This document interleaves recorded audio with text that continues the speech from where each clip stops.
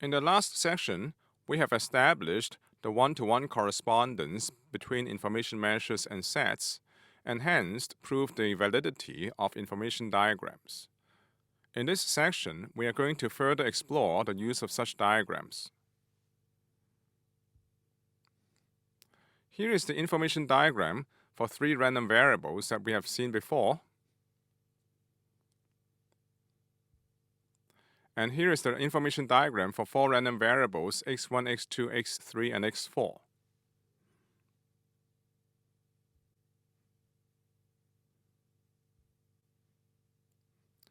This is a 2-dimensional representation of an information diagram for 4 random variables. To verify its validity, we first check that there are 2 to the power 4 minus 1 equals 15 non-empty atoms. This information diagram is a correct representation because the kidney shape representing x4 splits each non-empty atom in F3 into 2 non-empty atoms in F4. For example, the atom x1 tilde complement intersect x2 tilde intersect x3 tilde complement in F3 is split into the 2 atoms x1 tilde complement intersect x2 tilde intersect x3 tilde complement intersect x4 tilde, and the atom x1 tilde complement intersect x2 tilde intersect x3 tilde complement intersect x4 tilde complement in F4.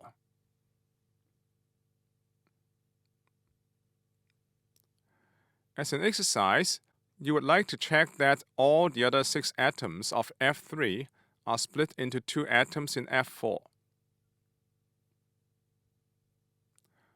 Also, there is an extra non-empty atom, x1 tilde complement intersect x2 tilde complement intersect x3 tilde complement intersect x4 tilde, which is not in F3.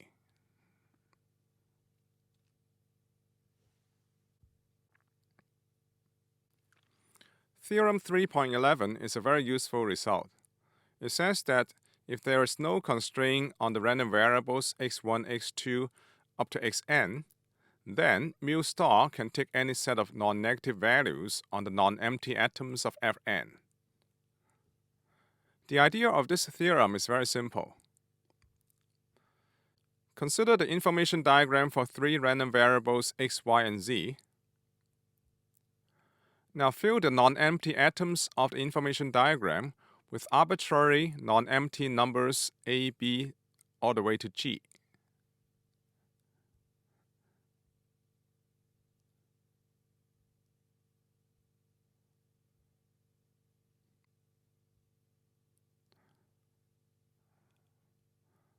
Theorem 3.11 says that there exist random variables x, y, and z whose I measure mu star is as shown.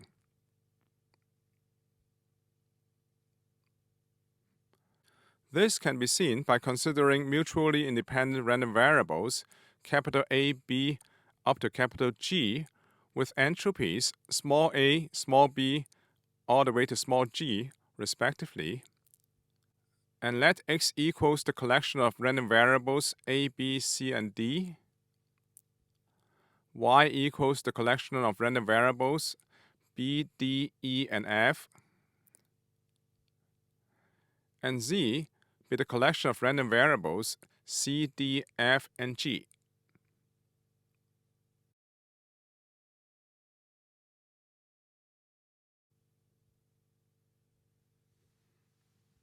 We now give a formal proof of Theorem 3.11.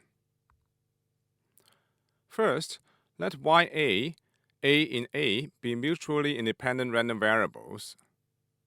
Note that these random variables are labeled by the non-empty atoms of Fn.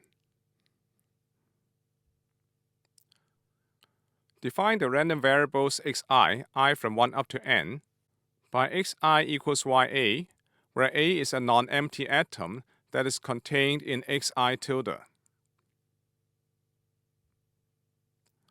We will determine the I measure mu star for x1, x2 up to xn, so defined. Now for any non-empty subsets G of the index set N, consider h of xg, which by definition is equal to h of xi, I in G, where xi is equal to ya such that A is contained in xi tilde.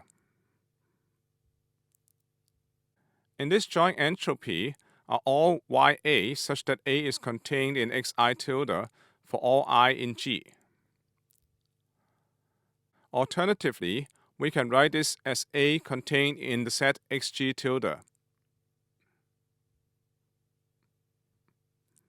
Now, because all the YAs are mutually independent, we can write this joint entropy as a summation of HYA, where A is contained in xg tilde.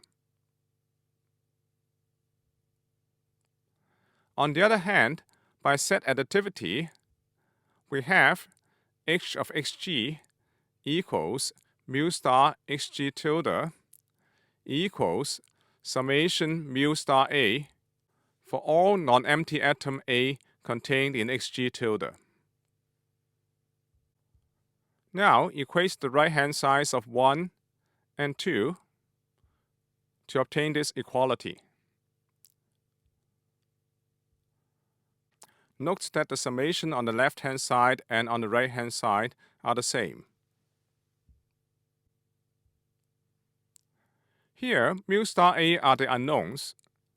Evidently, we can make the above equality hold for all non-empty subsets G of the index set N by taking mu star A equals HYA for all non-empty atoms A. This completely specifies mu star because we have already specified the values of mu star on all the non-empty atoms. Then, by the uniqueness of mu star, as given in theorem 3.9, this is also the only possibility for mu star. Since entropy of YA can take any non-negative value by corollary 2.44, mu star can take any set of non-negative values on the non-empty atoms of Fn. The theorem is proved.